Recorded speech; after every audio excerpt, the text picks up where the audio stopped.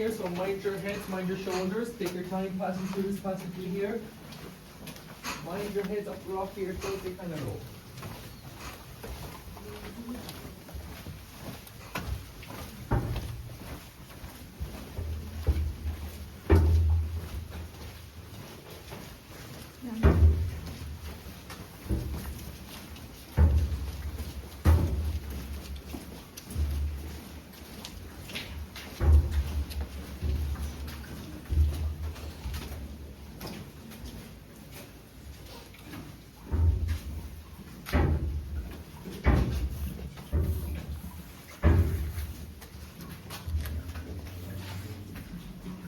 Accident back in 1940 by a man named Jack McGann. Jack was out walking his dog one day when his dog actually followed a rabbit into this cave. Now Jack was so concerned about his dog that he went home straight away to get a candle and matchsticks and to follow him in. Now I'll show you later on just how far Jack and his dog got, but Jack then kept the cave secret for over 33 years.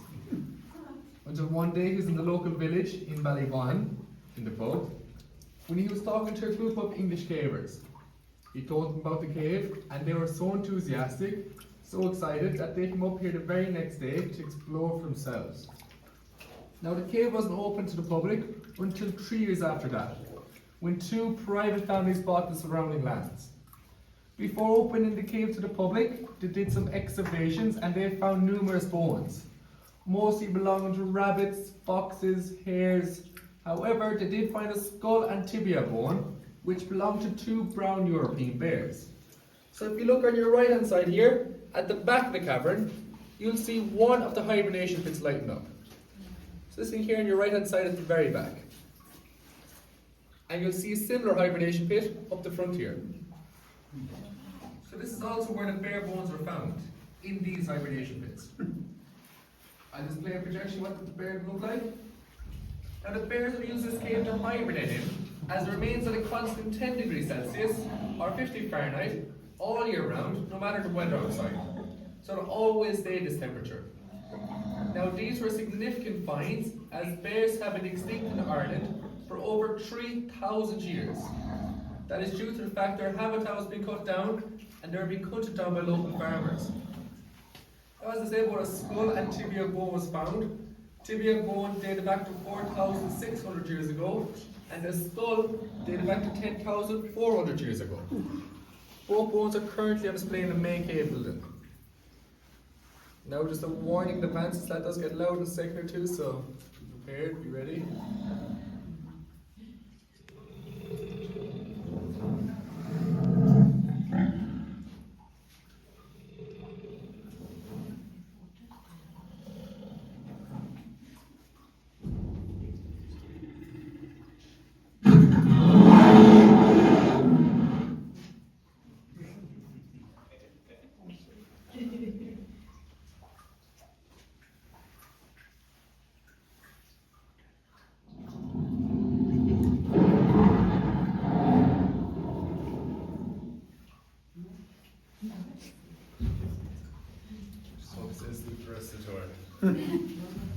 Lovely. So as I mentioned on the ramp, if anybody feels increased rock here.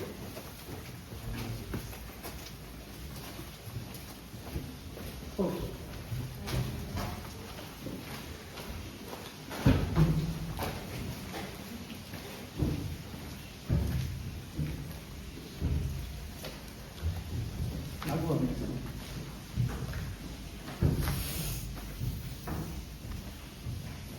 So we're currently in a region in Clare called the Burren, which translates to on Burren in Irish, which means rocky place or stony place. Now if you look anywhere in the cave, in fact if you look anywhere in the Burren, we are surrounded by this rock here, which is called limestone rock. Now limestone itself would have started to form roughly 330 million years ago. At that time, Ireland was south of the equator, deep under the ocean, roughly where Brazil is today. Now sea sediments such as sand, silt, and even fossils would have been at the bottom of this ocean and compressed into this hard rock because of the pressure of it. If you look above our heads here, excuse me, you look above our heads, there you go. We have what we call brachiopods. These are fossils. So these would have been kind of clyster-like creatures, and as I've said, they've been embedded in the rock for over 330 million years. So you'll see a lot more of these brachiopods as well as we go through the cave. So they'll be clyster creatures. Now the cave itself wouldn't have started to form until about 2 million years ago, when Ireland was moved up to the location it is today due to tectonic changes in the plates. At that time, there was an ice age in Ireland, and all the water from the ice age would have been flowed through the mountain through what we call a phreatic tube, which is this semicircle at the top here. Now if you can imagine, this is fully circular, so fully round and full of water at one point. And we'll start about probably the size of a wind ring. So just about this size here, and got bigger and bigger and bigger until it got to the size it is today due to water erosion over thousands and thousands and thousands of years. So as I said, it was full of water, essentially like an underground river, like this one here. Now the water from this river would have been flowing from this direction out towards the entrance we came in, and would have carved out more so a keyhole shape in the rock over time. So it would have been a lot wider at the bottom than it would have been at the top. So of course we don't have an underground river flowing through here anymore, but we do have rainwater. And sadly in Ireland, as you can tell, a lot of it. Now when rainwater, which is slightly acidic, travels through the limestone, it collects a mineral called calcite. When calcite hits the air, or hits oxygen, it very, very slowly starts to crystallize, leaving us with this formation here. This is what we call a flow zone. You can see it's still kind of wet, still kind of shiny. As I shine my torch and it's kind of glistering. That means it is still active to this day. So it's actually still getting bigger as we speak. Now another calcite formation we're left with is what we call the praying hands, which is this formation at the top here. So depending on where you're standing from, you might see two hands joined in prayer at the top. But as you pass it as well, you'll see that it kind of changes shape or changes appearance. So it looks a bit like a shapeshifter.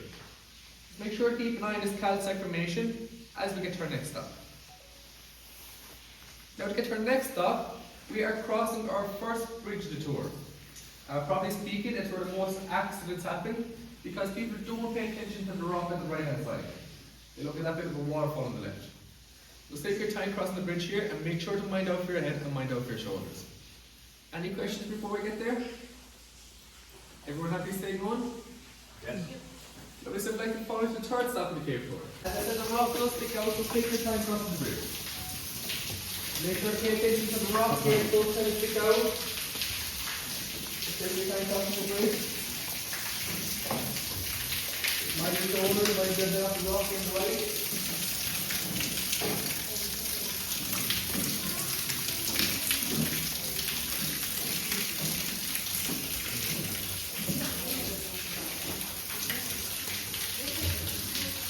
Mind your head and shoulders off the rock.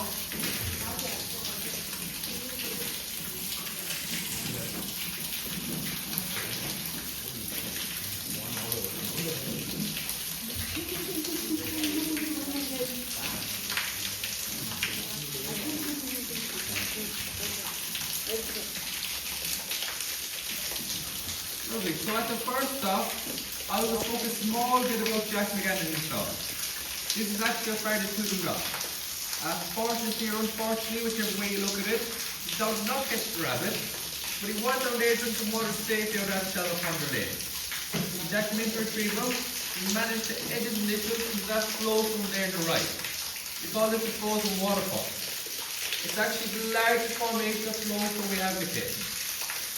Now it's important to note as well, no matter the water running through that shallow pond or lake down there, the water level will never increase or decrease. That is because there are a system of underground caves that can drain it away very quickly.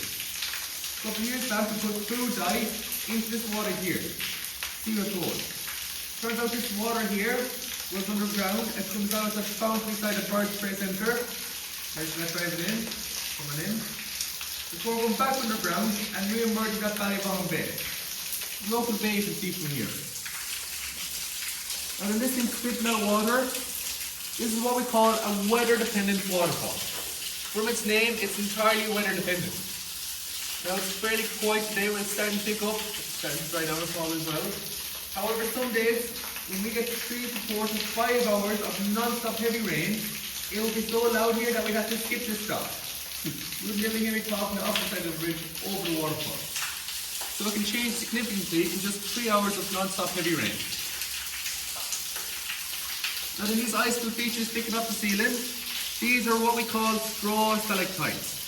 To get the name straw stalactites, it's like a straw, they are narrow and hollow on the inside. They form as the rainwater flows down through the middle and leaves a very, very small layer or ring of calcium at the bottom. And these are the fastest growth features in the cave at a rate of 1 centimetre every 100 years. So not that fast. Now unfortunately though, they can only ever grow roughly 20 to 30 centimetres in length. After that they're so weak, so fragile, they actually break up over their own body weight. This is probably the longest we get to see most of these grow to. Now we'll talk more about these calcite formations at our next stop, but to get to our next stop we're passing through what we call a squeeze. Doesn't sound great. The English cavers Jack told the cave about, they got a bit further in. They knew there's a lot more to cave to explore because of this phreatic tube above our heads. However, just around the corner, there's a choke or a boulder, like a pile of rocks stuck in place, so they actually pulled right past it. So it's going to be the narrowest section of the cave we're going to. Be sure to take your time, mind out your head and mind out your shoulders. Everyone okay to continue? Now at the top here, the ceiling here is still quite low, so just mind your head and take your time.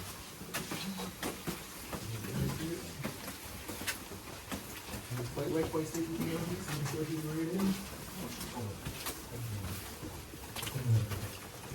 And then just after the squeeze, again the ceiling here is quite low. Just mind your head and take your time. Watch out for the ceiling here.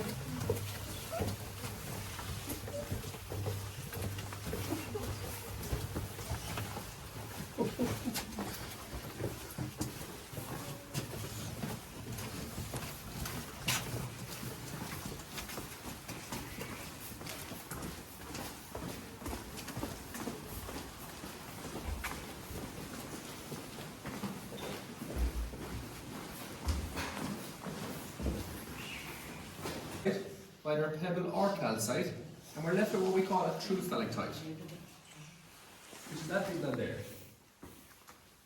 Now the rainwater can't go down through the middle anymore because it's blocked, so this forces the rainwater to flow on the outside, leaving the layer of calcite on the outside rather than just the bottom.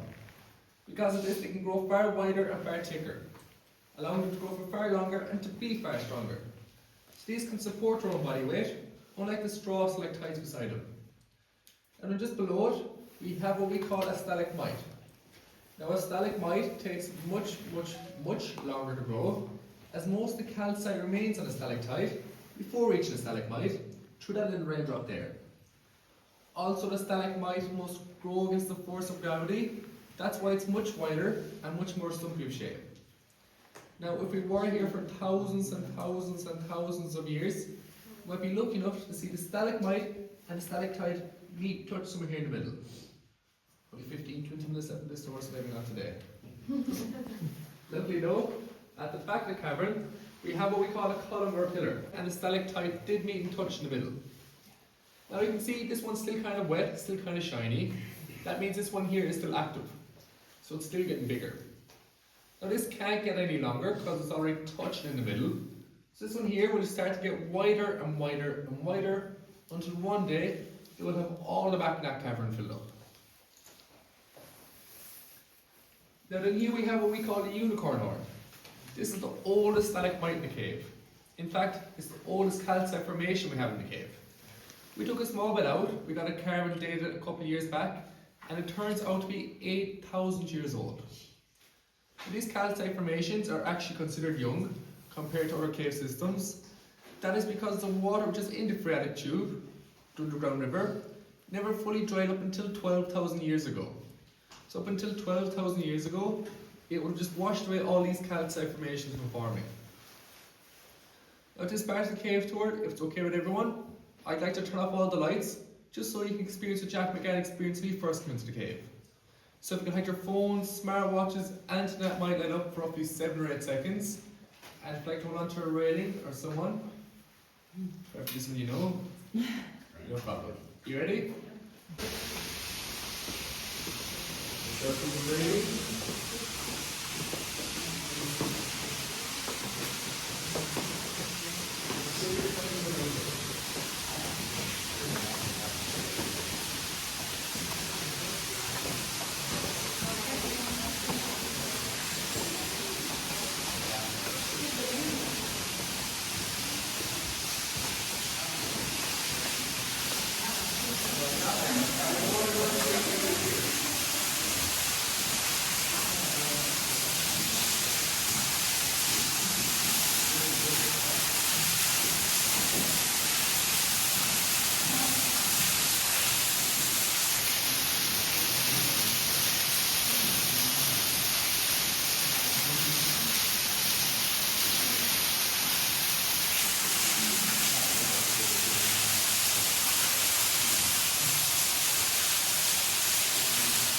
Shoulder stuck in this here, and you make a rough lift on the left hand side, so you get it from top.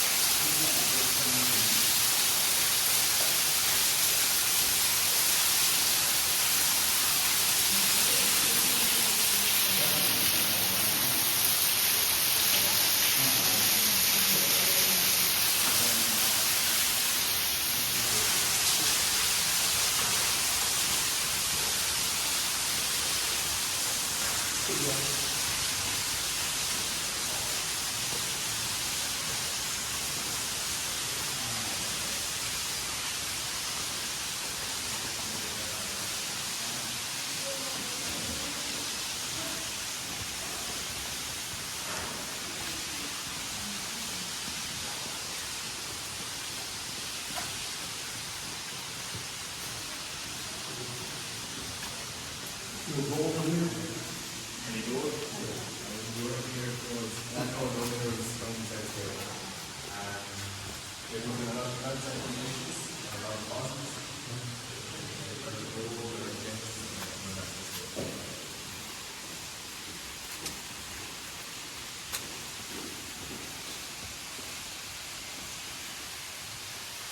You never found any signs of human beings in here? No. There's no paintings, no satisfaction before it went again. There is quite partially in the cave that dated back to the 12th century. It's most probably bodies of foxes or other locations.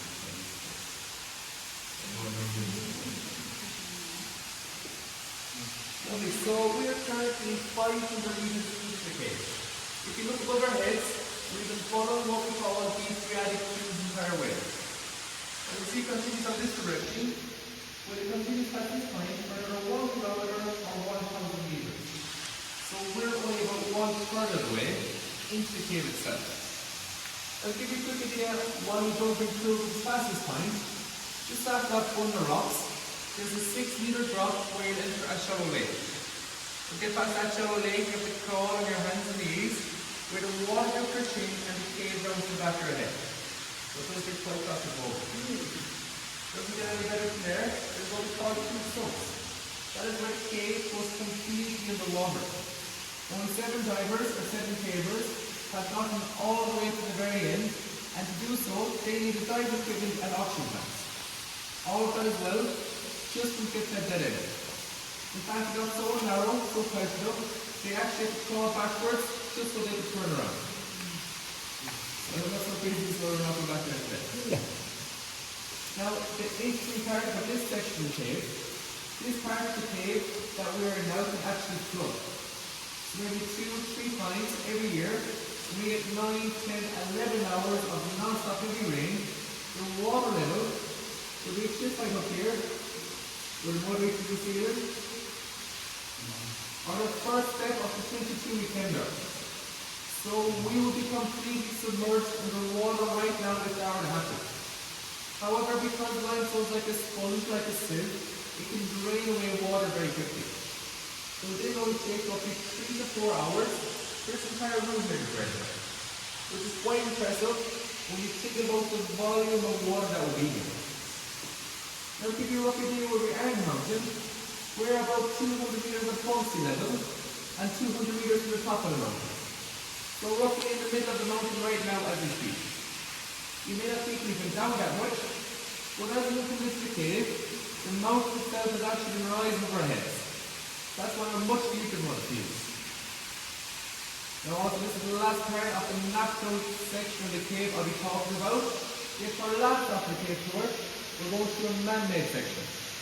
This man-made section was done back in 1992 by a bunch of Welsh miners, and it took them only 4 months to do. In them 4 months, they excavated 5,000 tons of stone and blasted through it to 255 meter tons. You see how impressive that is in just a moment's time. Any questions before we get to our last stop of the cave tour? I'll turn to the water here and the right side of the water dripping down. You take the left hand side here, we'll get your hand. Put that water there.